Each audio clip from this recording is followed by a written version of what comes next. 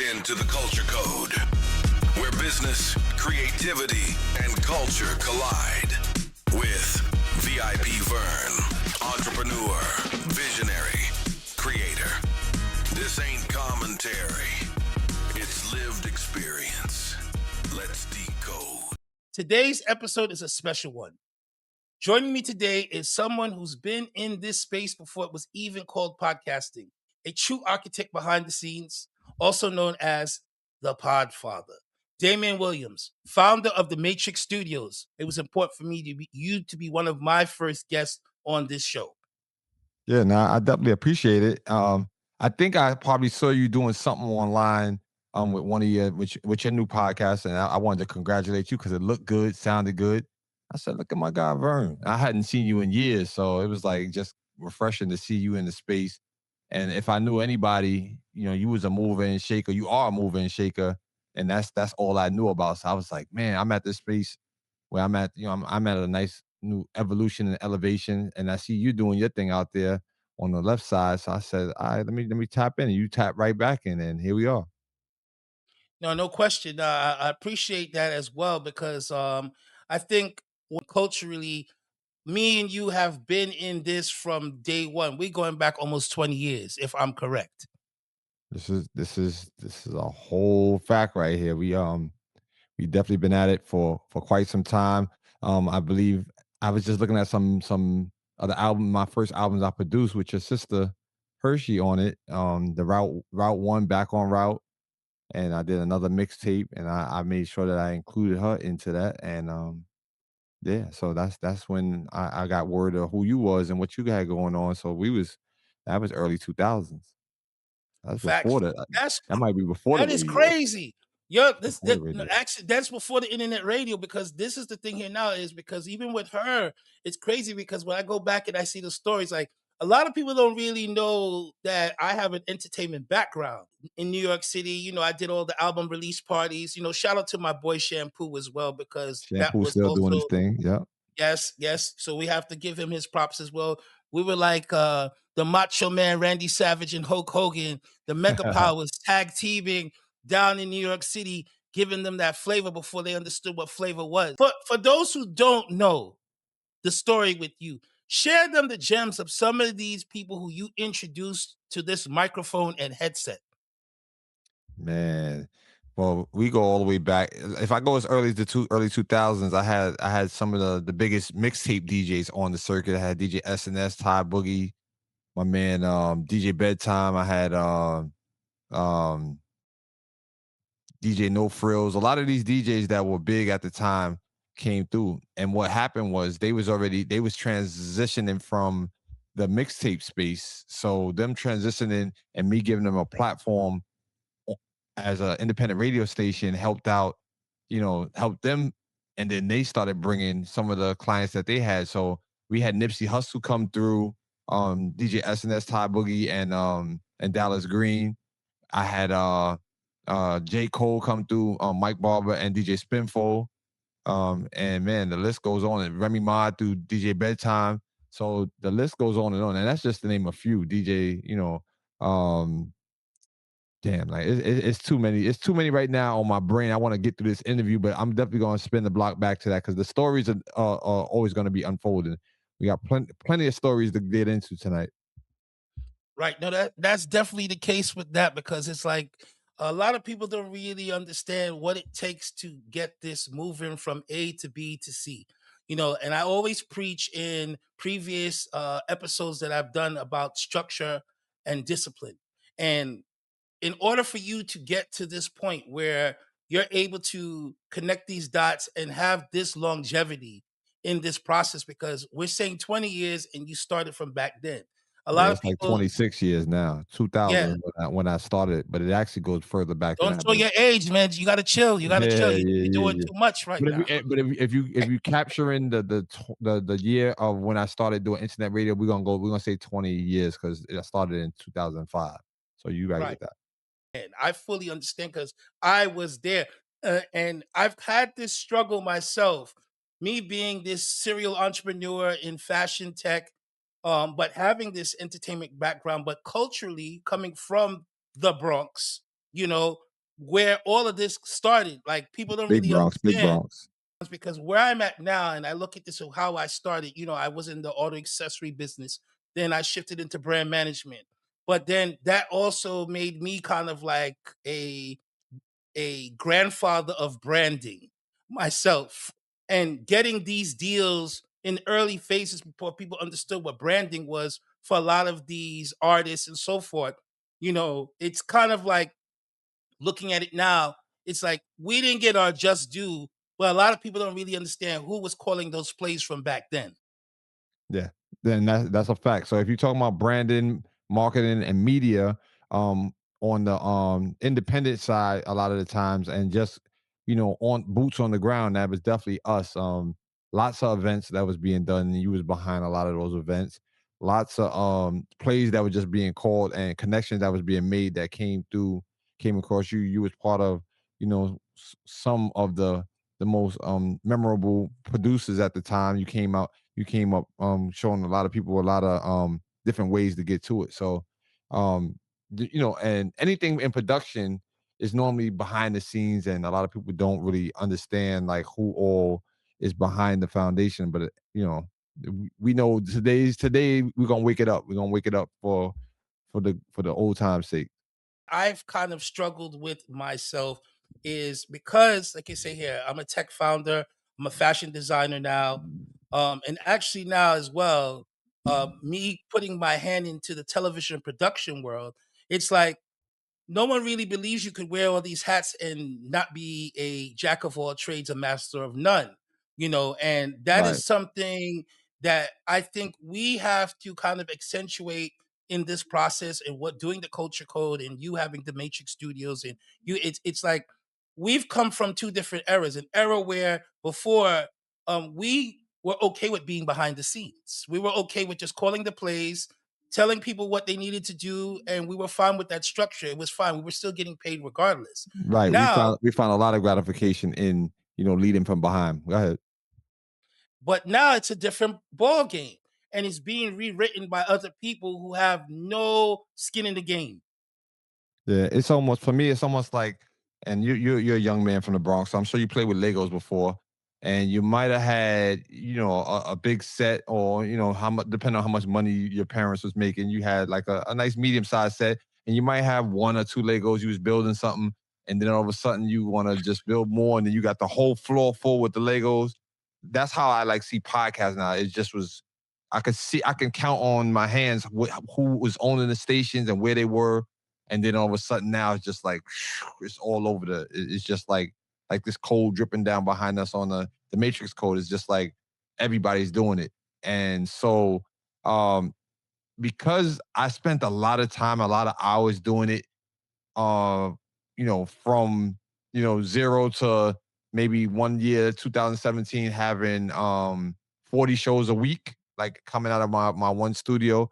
That in itself told me that all right, we're definitely somewhere else now. If I'm producing 40 shows a week out of here, I got more shows than Hot 97, Power 105, and Sirius put together, like in 1 week as an independent guy.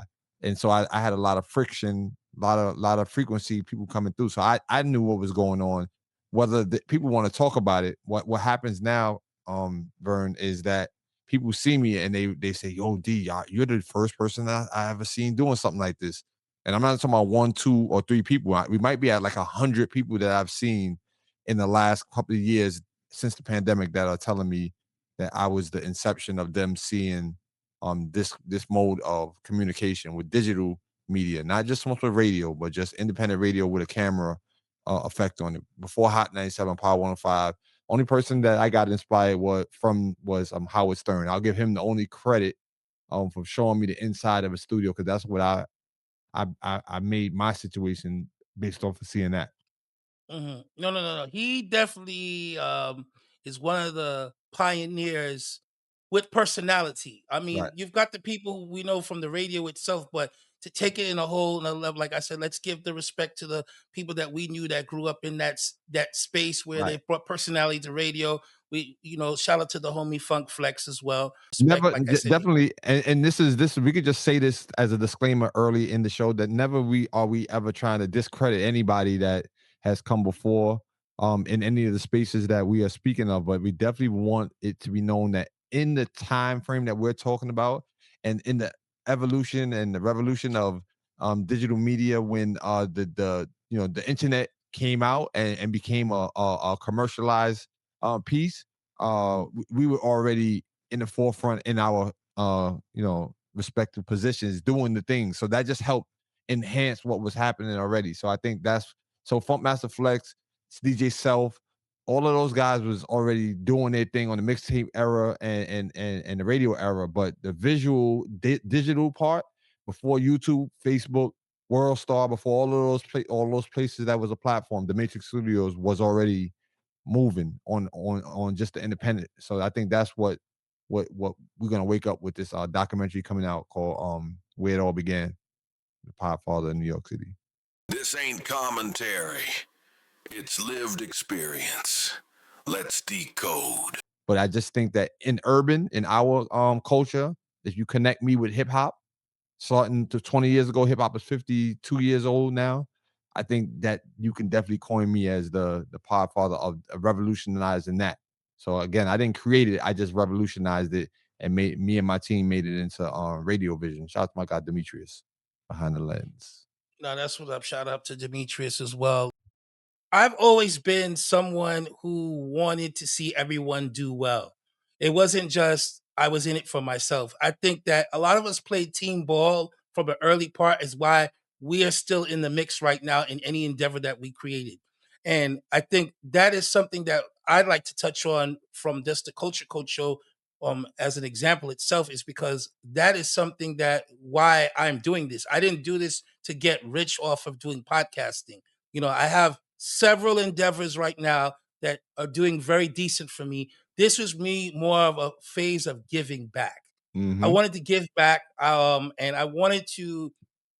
I think in a world right now we're living in a space where it feels backwards. Where I think some people just believe in this algorithm machine of Instagram, and then they say, a lot of people now have lost faith because it's social engineering. And in the last 10 years, 15 years, we've seen Instagram evolve from that to now TikTok. And it's all what we would call this is fast pace. Everything is very quick scroll. So no one really has the opportunity to make a mark like once upon a time. So, what advice would you have now for creators that you work with currently, um and people that may be watching or listening to either one of us, to basically see, hey, how can I step my game up now to be ready for 2026? So I would definitely say the first thing is just create, just start, just get started. Uh, put together your own ideas and with your own influence first. Don't follow Chat GTP or your man and them with the ideas that they have solely.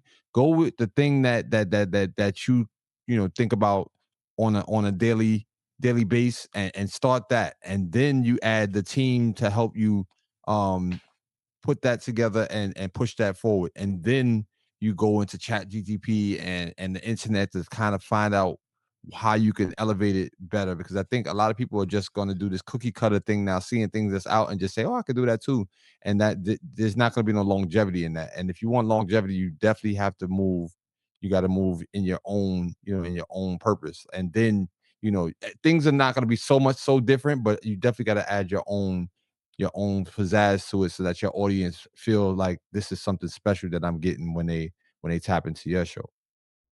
Maybe I need to say this as well. I've owned a brand management firm for 20 plus years, Influential Lifestyle Media Group, I like that. But consulting.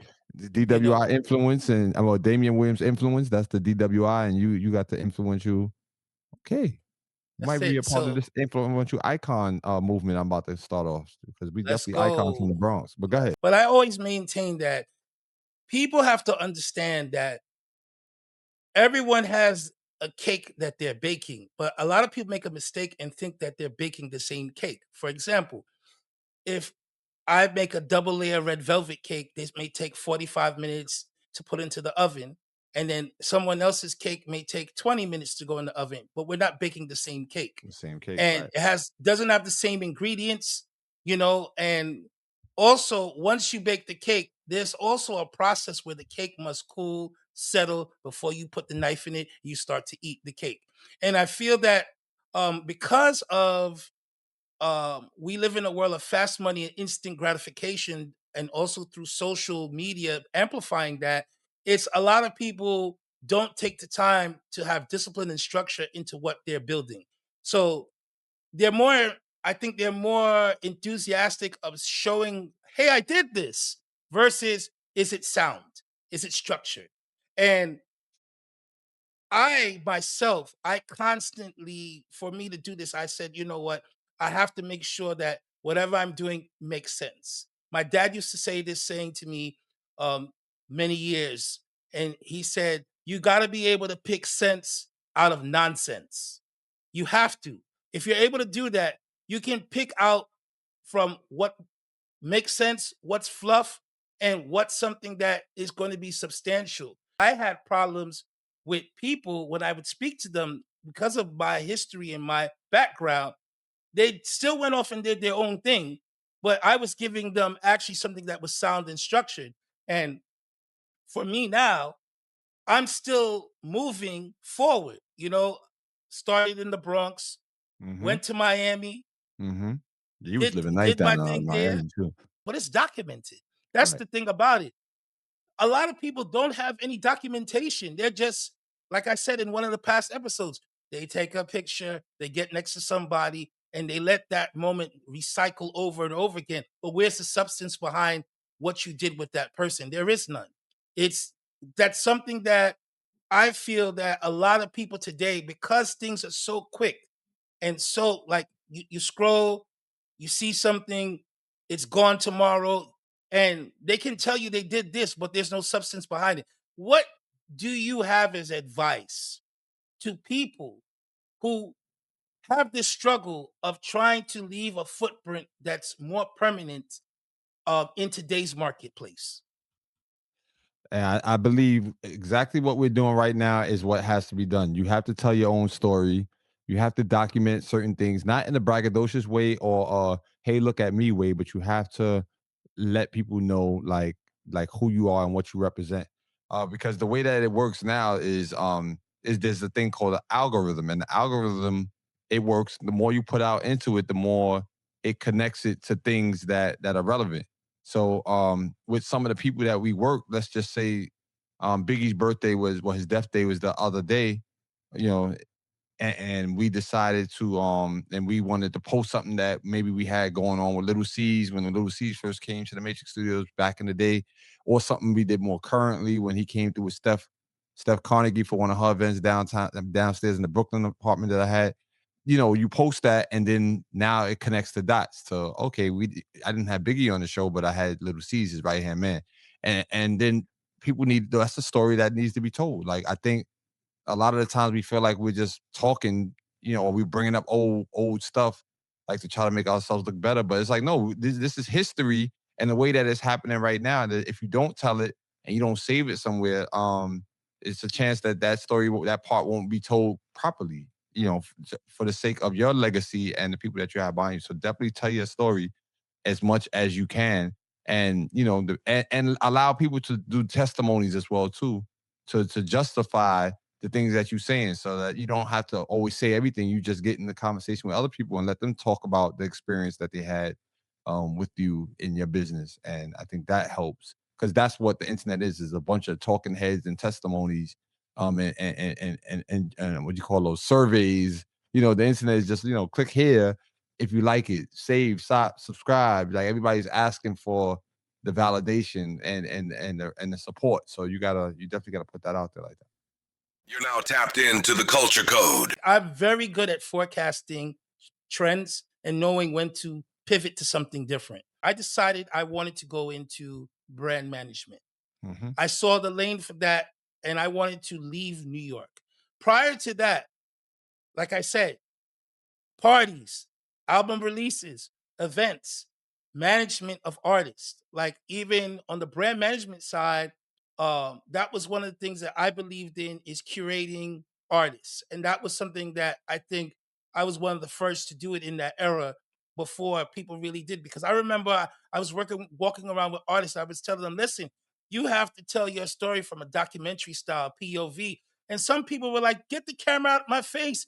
I don't want to do this. Right. What is No face, this? no case. It was No, too much people that's not the wanting to be seen culture. on camera. Yeah. Yeah. Right. So that was something that I felt that when I was trying to take the culture forward, it was something they weren't interested in seeing at that moment.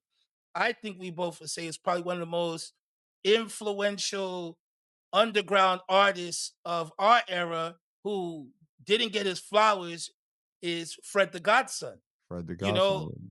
Gordo. Big Bronx. Gordo. And Gordo, that was my guy. And for me, I was spearheading that movement with Blockwork and a lot of those other people that were involved. You were involved. There was a lot of people in that era that we believed in his talent. And I remember when I would tell people, like, we shot Big Bronx at my house. You Mhm. know, the Bronx, Big Bronx story, we shot that. Go and look it up on YouTube. You'll see it there. I'm there. You see all the people, Hershey, individuals that played a role in wanting to see the success of Fred. You know, from me bringing him into some of those events, you know, we used to run Sunday through Thursday in New York City. That was how it was. It was the industry and the people with money. You came out Sunday through Thursday, and then the people who worked came out Friday and Saturday. That was what it was. And the biggest moments of the culture, the releases, all these parties, like I think about this, and it doesn't tell the story of how this connected the dot to how this person got this opportunity and how it led to other things happening. And that's why I feel now that it's important and it's imperative that you have to tell the story of what happened to why you're here now. That's why you can only you can only connect the dots going backwards. Like you can't like predict what's going to happen in the future. You can plan for it, but you can only like look back and be like, all right, this is connected to that person, that's connected to that person, this person is connected to that person, and they all came through way of meeting me at this event and then me connecting the dot. You know, so that's pretty much where we are. That's the stage that we are in our careers right now.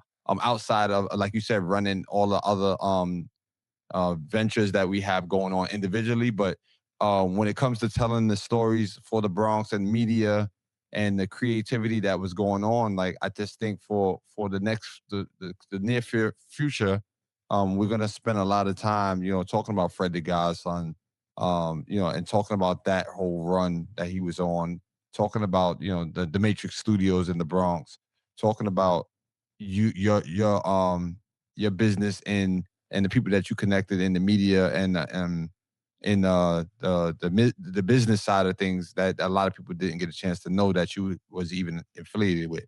But now you got time to tell a story. You got your podcast, which I'm very proud of. So yeah, let's tell the stories. I'm here for it. This is just the beginning too. We're gonna have part 2 and 3 and 4 to this conversation. I promise you. This ain't commentary, it's lived experience.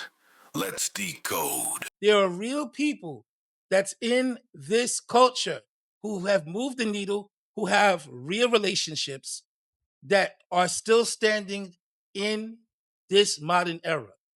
You know, and that's what opened the door for us to continue going. There's no way possible, if you was a fraudster, that you could still be doing what you're doing now, because we know and we've come across a lot of these guys that I don't know where they're at now. They're going. You cannot continue Yeah, it's going down. hard to sustain. It's like a big lighter, you know, you flicker, flicker, flicker, but that's it. Right. It ain't going any further than that. You can, you know, and then after a while, the fraudster with the flicker, your thumb's gonna hurt because you can't keep that light sustained too long. You know what I mean? Or Right, that fire right. is gonna burn your finger after a while. So I kind of like look at it from that perspective Hmm. now that it's Great analogy. important. Yeah, thank you. It's important for us now to say we got to lead this dialogue. There are a lot of people who are interested in this lane that we have, that they want to know, how can I build a sustainable business currently now?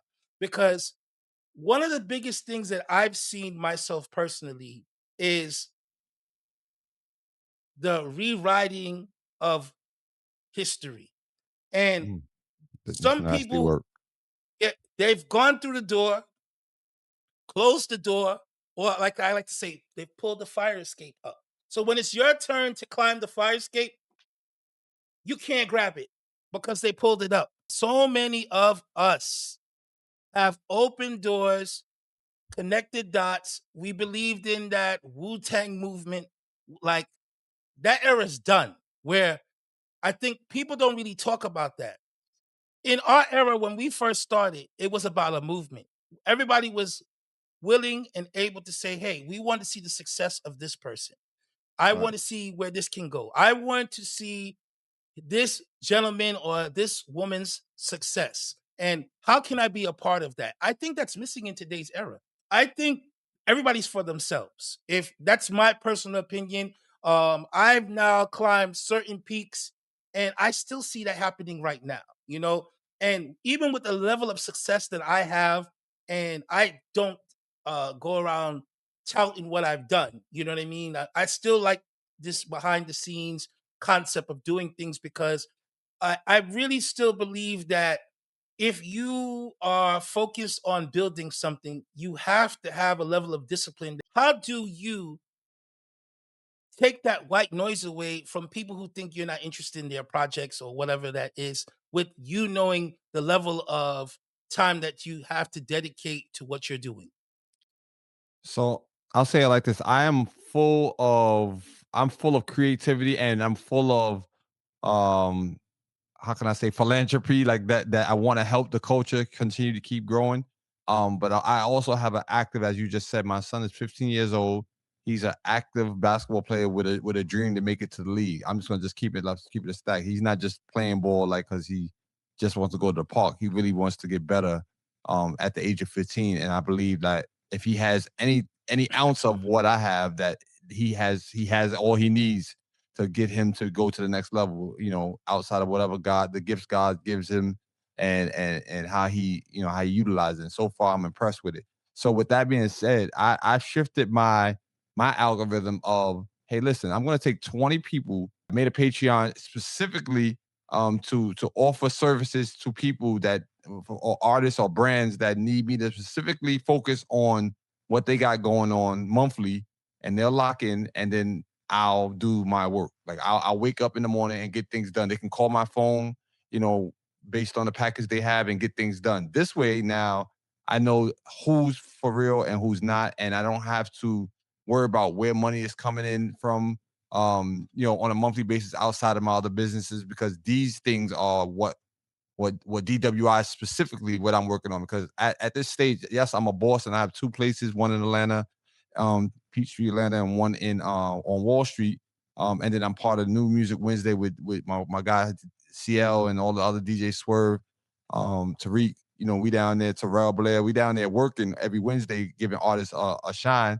So I got my hands full already. I'm working at after school programs. I'm about to have another one out in Brooklyn that I'm going to be working at for like 10 weeks. I got interns coming in from another program that I got to manage. I got plenty of things to do. I don't have no time to try to figure out or try to help someone just to help them anymore. So that's pretty much that's what I did. I monetized my availability based off of who actually puts their money where their mouth is. That is a great point and a great perspective to actually highlight, because I think right now a lot of people don't understand that time perspective of your evolution. Once you have evolved and you still have discipline and you have that structure, you still are maintaining those other elements that you still have, like you just mentioned, right? Mhm. You want to see, you're not just hoping your son just gets a kick out of playing basketball. You have an invested interest in seeing his success. Mhm. So that time is carved into the travel time as well, for you to move from Atlanta, come back to New York, go to Toronto, do these things here. And I think a lot of people take that personal when you tell them no. Mm. They harbor feelings. Who are you? You think that you can just tell me no now. They don't see the other side of this. They don't see the vantage point that you have to say, well, you have a family, you have a structure that has to provide, and you are invested in the legacy of your child. I wanted to touch on something that you just said. Like, you got to look at it like, you ever try to put a light switch like in the middle, like you try to like idle it, not a fade switch, the light switch, the old school joint, the up or down Yes. joint. Right. You can't. It's like it's got to go either the light is gonna be on or it's gonna be off. And when you just said what you just said about me saying yes to someone, that means I'm saying no to my son, right? So the time with him versus the I'm gonna work with you for no money, but I still gotta get money and have time to go see him. It's kind of like a double negative. Like it doesn't work. It doesn't work. It worked when I first started because I had to get myself on. I'm no longer in that position anymore. Like I'm very comfortable with the things that I accomplish and the way that I can still make money and still have my time and still enjoy doing the things I want to do. And so I won't sacrifice that for no one man or woman at the stage that I'm at right now. But I definitely do enjoy doing the work and I do still have a platform to help others like yourself. So yeah, I think that's the analogy I would look at it like, there's no fade switch on this joint. It can't stay in the middle. It's just off or on. And when you say on to something else, then something else is off. So when you got to be in a position to tell people no.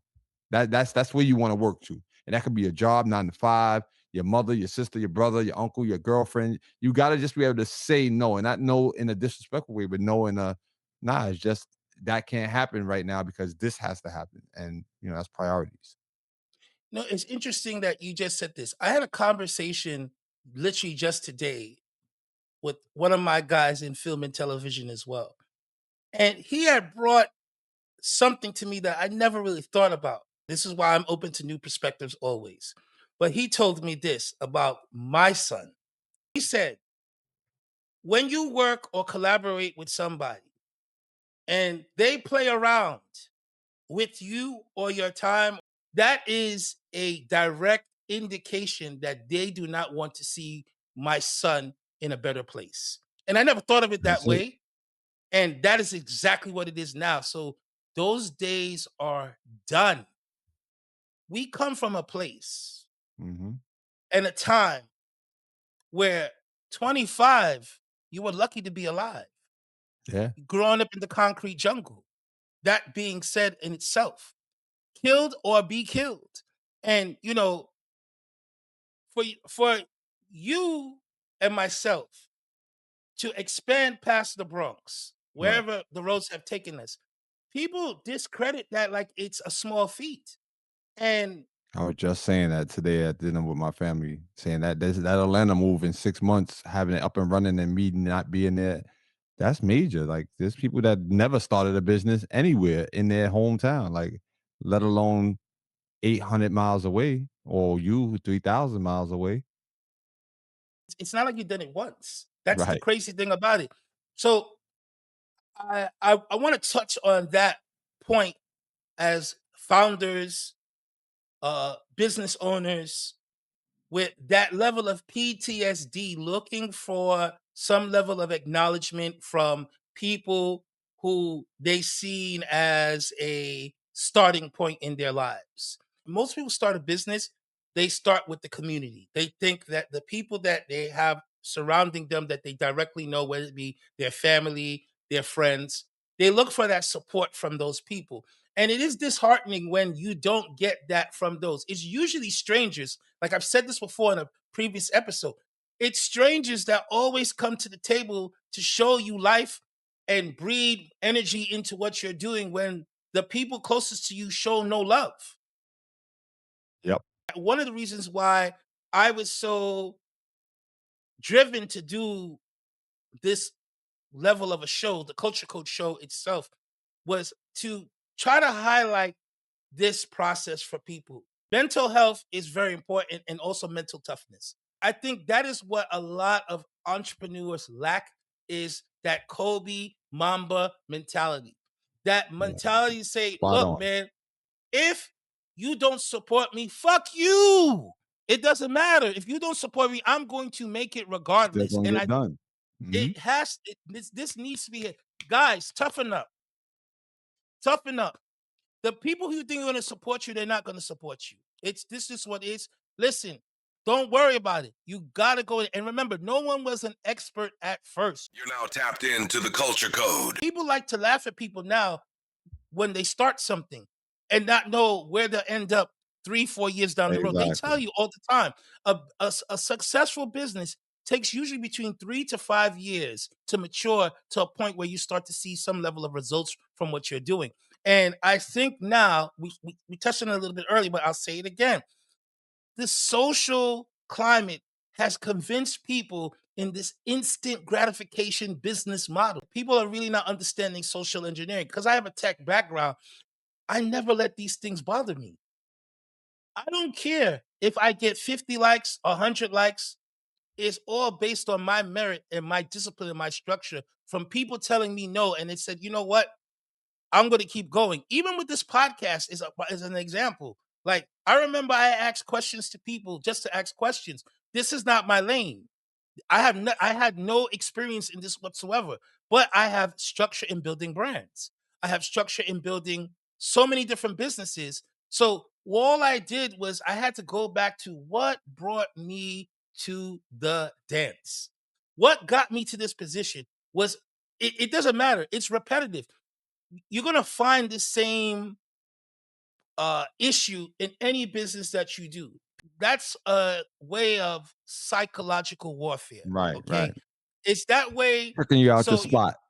there you go, and then maybe you give up, you stop, and you don't do what you're going to do going forward. I did not come from a structure from fashion, and because a lot of people don't know my story and how the fashion started. The fashion started because I was a stylish guy, always fresh. I didn't have the structure to implement this. A lot of people do what we call merch. They put tees, graphics, so forth, but they don't go into cut and sew and the structure, what it takes, and knowing the process to do that. And I actually got that and implement because I had to take a moment when I came to Los Angeles and I said, I want to take this Legends of Creativity to another level. Right. And I wanted to be respected in this industry. I had to sit down and learn the structure of how to do things, whether it be uh, the pattern making process, tech packs, all of these things here now that don't get talked about from a true fashion sense.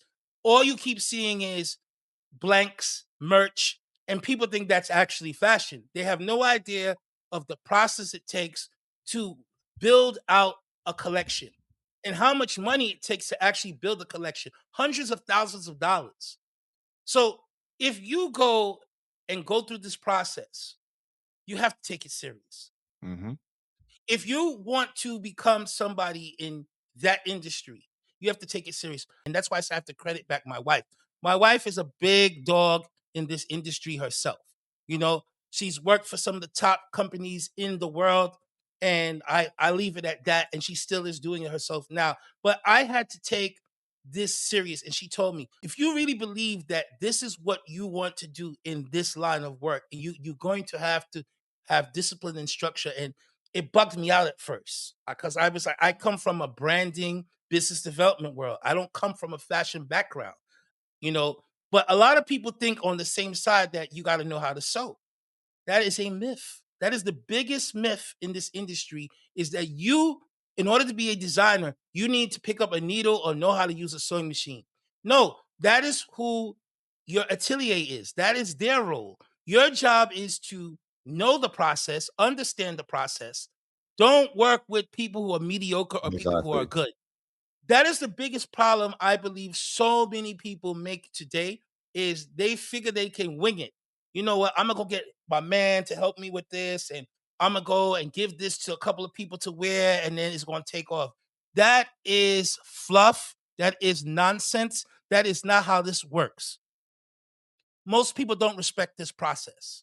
And for me, I've been blessed to see some of the biggest people in this industry with my own eyes, and I see and some of the stuff that I've designed and seen worn by people, it kind of shocks me sometimes because I was just a kid from the Bronx. Mhm. You know what I mean? I was just that kid that grew up just like anyone. Gun Hill Road. Shout out to the Bronx. BX, stand up. Your boy is here. He's living that life. Don't get it twisted. I'm here. I'm here with it. You know what I mean? But I don't come off as if I'm one of those guys that, like I think a lot of people see the blueprint for people to say, what does success look like? And they look like people like Puff. And they say, well, if you don't behave and act in this manner, you're not successful. And I think that discredits a lot of people like us who've been putting in this work for such a long period of time. And we are actually down to earth people. This ain't commentary. It's lived experience. Let's decode. You have two options of two people you could be in life: yourself, or you can be a character. Example of the character is The Rock. Mhm. If you smell, la, la, la, la, that's the character. You fall in love with the character. You don't fall in love when he talks normal. You fall in love with him raising the eyebrow, the doing the innuendos. That's what you fall in love with, right? And then you have the person who's the real person on the other hand. Let's take someone like a Snoop Dogg. He is always being him from the very beginning, and he built a brand on him being himself. So if The Rock turns off that switch, like you used that analogy earlier about the switch in the middle, right? Mhm. If The Rock turns that switch off, he could be in a restaurant. Rock, rock, rock. Do the eyebrow, do the eyebrow. He can't be himself. He's Right. not being, they know him for the character. So I think a lot of people get fascinated in being a character instead of focusing on their process to being a real person. 1000%. And it definitely, I think that is one of the reasons, and myself, me being, let's just say Damien Williams, but Damien Williams DWI stands for the influence. I've been that came up with that name before they was even talking about influences online. Like, it's before the internet, it's pre-internet time. So I know I was ahead of myself when I was able to pick a name that charted me just working on being myself. So DWI, like I am DW, Damien Williams. There's a bunch of different ways I could flip that. And anybody that knows or grew up with me from the Bronx, Boston Road area know that I was never a follower, and I was always big on being the leader and doing the things that I wanted to do when I wanted to do it, which makes it very clear as to why I am, an entrepreneur that won't quit. Pandemics, deaths in the family, business closing, opening. I wake back up and I figure out again. And I think I'm 8 studios in now that I've proven to myself that I can do this. I can lose it all and get it all back and keep that same momentum going. And now I'm 2 studios in 2 different cities, with other programs and all that going on. So yeah, what I want to say is, because we have a whole nother half of this that we got to get into. So we definitely want to let the people know that that's locked in, that this is the beginning of something very influential, pun intended. Shout out to the Browns, big pun. And we're definitely gonna keep it going. So oh yeah, now this was great. This was a great time, and I can't wait for the people to truly get a good dose of what you got in store, and what all this influence is going to do. I'm currently working on my Where It All Began book, magazine, ebook, and docu series, which will be a lot of this. You'll definitely be back on that series, explaining different segments about Fred the Godson, about Hershey, maybe about you and what you got going on, about maybe the heat makers you might tap on, something like that. All of the things that Oh will connect. man, Jesus All the, Christ. yeah, all of the things is gonna connect, man. Please, we want everyone to do follow the Matrix Studios, Yep. follow the Culture Code Show. We are just getting started with this process. If you have any questions for myself or for DWI, Hmm.